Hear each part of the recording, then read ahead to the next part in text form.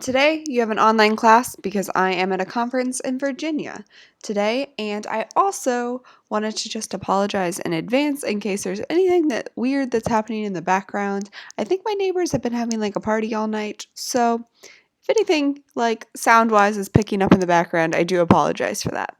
But this is the video for your online class on November 14th.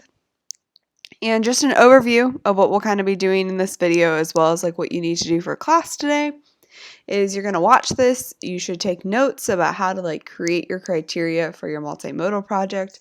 We're going to go through some examples and do some practice, and I'll show you how to do that. And then after you're done watching this video, and then also based on your reading from Tuesday, you're going to click here to complete this Google form. And then you'll submit that after you complete that. And again, that's based on the readings as well as this lecture. And then after you submitted that, you're going to brainstorm with your group or by yourself if you're working alone on the project. And you need to submit your criteria here in Canvas for your criteria. And that's what this video is kind of about. So just as a note, everyone has to complete the Google form individually. So whether you're working in a group or not, everyone has to do that. And then you also have to submit the grading criteria. All of that's due by midnight tonight. And if you don't do the Google form, you're not going to get attendance for that day. And then also if you don't submit the grading criteria, your whole project's considered incomplete, and that means you're not going to pass the class. So very important stuff here. So moving forth, if we are looking at the upcoming things, again, your online classes tonight, so you need to have those submissions in by midnight. But for next Tuesday, you will need to read over the final portfolio projects assignment sheet ahead of class time and be ready to ask questions about that. Okay. So if at any point you have questions about any of the things that are going on or you're confused, email me. I will try to get back with you as soon as I can, but again, I'm at a conference, so it may be delayed. Okay, moving to the Multimodal Archive project.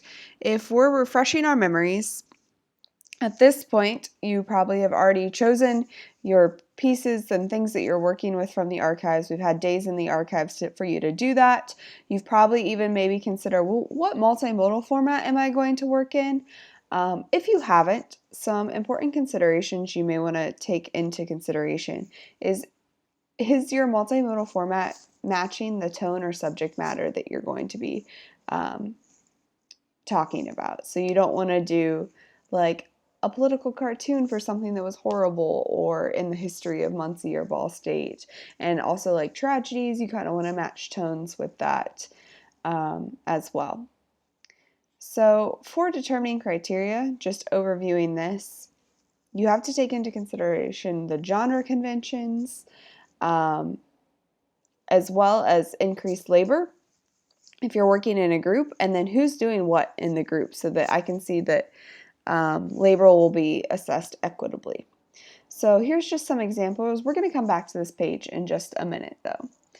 First, I wanted to go over some forms about modality and visual rhetoric. So with that, first, like modality, like the modes. So there are different modes of communication, including visual, so anything that you can see. Linguistic usually refers to things that are textual. Oral is things that someone could hear. Gestural is like hand motions or dancing, kind of however gestures are being used. And then spatial is how things are arranged in a space. So for example, on this PowerPoint, spatially everything's kind of over here to the left. There's a lot of white space over here. That's just one example. So if we're taking into consideration the rhetorical situation, and you all like have a very similar one that we looked at earlier in the year with the rhombus that we looked at. But who's the author? That's y'all. Who's the audience for this? And that really depends on like who you're writing to and who you want to see this project. Most likely, most of your audiences are going to be either the audience that's typical of the platform or the mode that you choose, and or other BSU students who would not be aware of these histories that you're bringing to light. And then your topic or issue really relates to what is the thing that you're writing about from the archives and wanting to bring to light. The context and the kairos. Right now you're on campus. It's a first semester for almost all of you, and that has some certain contextual things when you're talking about what history can I bring to light for my peers. So the design principles, there are 7 basic design principles, and we're going to go over each one, but balance, proportion, emphasis, movement, rhythm, variety, unity.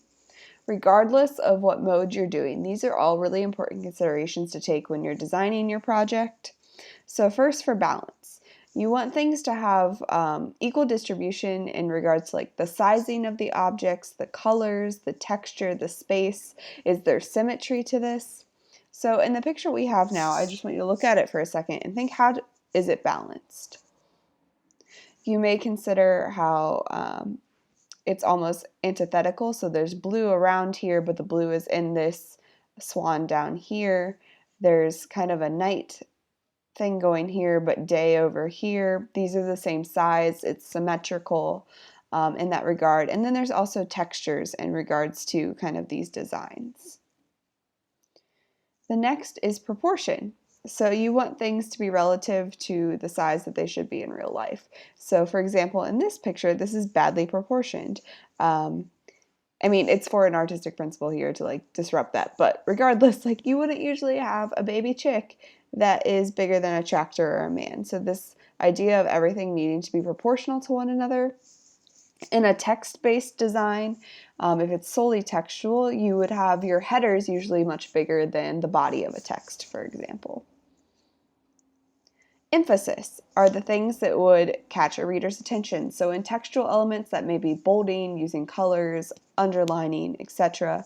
In images or videos, that's something that's going to take the viewer's attention. So this clearish pawn from the game of chess is both centered, so anything in the center is immediately going to catch one's eye first, but then it's also a different color. So that contrast is going to help catch the reader's attention and emphasize that. Movement is what takes the viewer's eye through a visual. So for example here, if you would follow the wave as your eye does that. Rhythm is repetition to create organized movement. So for example here, we have different size flags, and they're all repeating and also different proportions to create that movement of like getting bigger. Here, it is like a very like symmetrical design of a building, and so not only is there balance, but there's also kind of that repetition there that increases that. Variety is using enough design elements to hold the reader's attention and guide their eyes. Now, the thing with variety is you don't want the things to be so out of touch in design that they don't work anymore. So variety is a very hard thing to get right in that crux of when it works, because, for example, this abstract art, like that will work for some audiences that appreciate these kind of art forms, but at other times, like if you're using like 20 different fonts and 10 different colors and like all these things that are too much variety, you're not going to be able to hold the reader's attention. Also, with variety, let's say you're doing different Instagram posts and you're also working in a group. You all want to make sure that your pictures have similar aesthetics, but they're also varied enough to keep the reader's attention. And that's a really hard thing to keep. So you really need to make sure your design is both cohesive, but also different enough that the viewer would want to see more of different things. And then finally, unity. So this really brings in together all of these design principles. You have that sense of completeness. Like this is whole, it's complete. There's not anything left wondering and taken out. So with like a textual based thing, maybe that unity is how you've organized the text and like your reader feels like complete with that. And these visual elements, maybe it's this sense of, oh, I have two people here. There's kind of this complete thing. There's a symmetry going on. There's variety here. There's repetition and rhythm. Like all these things are working to bring this picture together. I have movement here from these fish. They're varied, but I also see that they're all one type of fish in one pond. So this is an example of variety also working really well. So these are the overviews of visual rhetoric and modality to keep in mind, and that directly transfers to some of the things we're going to talk about and how do we create these criteria for our projects. So with that, I would like to turn back to some of the examples I gave you here. So, for example, a blog. If this was an individual project, this may be your thing. I will create a blog via WordPress. I've given you the platform. I will have 2 pages on the site. Okay, now I know how many pages you're going to need. On the home feed, I know exactly what's going to happen. There are going to be 5 posts, a minimum of 500 words. I'm also going to tag the post, so I'll be looking for the tags. You're considering these genre conventions of a blog, right? So with that, let's look at an example of something that one of my students did. This is on the example remixes, and we're going to go to their website on recidivism. Okay, and so first, let's reverse engineer some of the criteria that they may have been working with. So I'm going to pull up a Word document, and we have the criteria here. So with that, they were creating a website, and they were working individually as well, so their website. If we were going to reverse engineer some of the criteria we see here, let's practice with this. Okay, so they've made a website, and it has, if we're looking, 3 pages. So the home page, the rationale, and the works cited.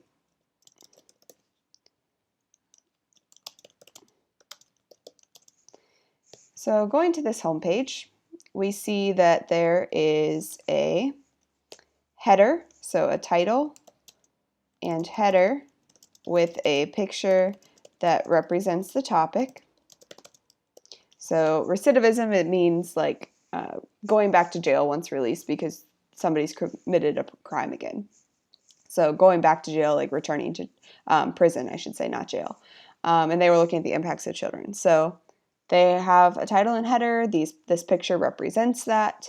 They've used contrast in their color scheme. Like all of that's great. Okay. The next, they have, a definition of recidivism. Then in their next section, they have 2 infographics. So they made 2 infographics, and one deals with who's incarcerated. And if we were to look at the criteria of this one, we would say that they have a picture, a title, 3 graphs. So we have 1, 2, 3, and words to explain. And they didn't make this infographic, but they did use it, and they did get cited, so that's okay. And then they've used another infographic that's on prior to incarceration. And with that, they have, we can do the same mapping again of what that infographic would need to consider.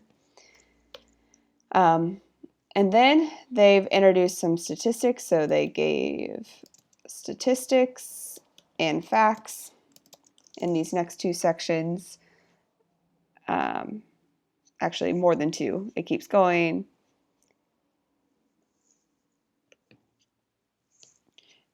And then they also gave other resources to learn more. So that's an example of how you kind of would reverse engineer criteria. Works cited, you would obviously say, I'll have a page that cites all my materials that I used, all the pictures I used, example, and then they put their rationale on their website. You all won't be doing that, but that was a different project that they did for this.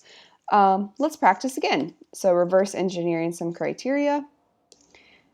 If we are going to look at the Digital Writing Studio Symposium, they have like lots of really great examples of infographics, websites, videos, podcasts that you can look at. This is something the Digital Writing Studio does every spring. And I'm going to show you what I created for this. So this is something I did for one of my grad classes. I will show you it in big form first, and then we'll kind of zoom back over to the criteria. So this is a multimodal project that I did for my final to represent a whole class about contemporary composition, which is a class that you all are in. And so I've kind of divided this, and I based it off of the periodic table of elements. So if we're like reverse thinking through this criteria that I created here, I would say that based on the periodic table of elements, I will create a project that groups readings with their own names, element, nickname. I don't think they're called nicknames. I'm not a science person though. Number and year of publication. These groups will be color-coded.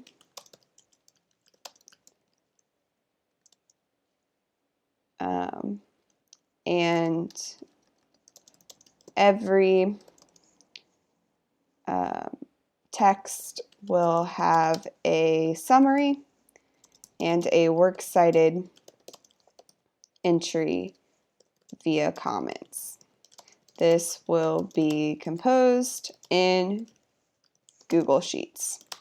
So that was kind of the criteria that I had for this going in, and then you can see this like in full. But so for example, like any of these things, I would had my summary if you hover over it, and then the works cited that goes down. They're all grouped in their elemental groups, and then I named the element groups, color-coded it. We have all that criteria being met. So that's kind of like my thought process for this. That was kind of the criteria I have, and then this would be maybe something I would submit in general, that if I were grading this, I'd be like, okay, they had all these things, that was complete. And I'm basing that off of the genre conventions of the periodic table in general. So the periodic table looks exactly like this. It has this number of rows. These are kind of like where the different elements are placed, and kind of the genre conventions of that then transferred to this project.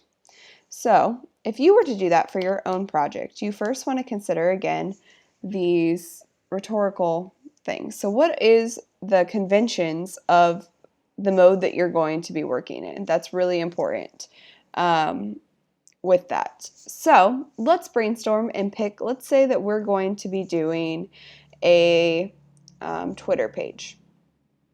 So for those of you that have Twitter, what are some of the things that kind of get used on a Twitter page? So there are, and I can actually just show you mine. So if we're going to Twitter here, we can see that there's different tweets. Everyone has a name, kind of a different profile. There's an info description to every page.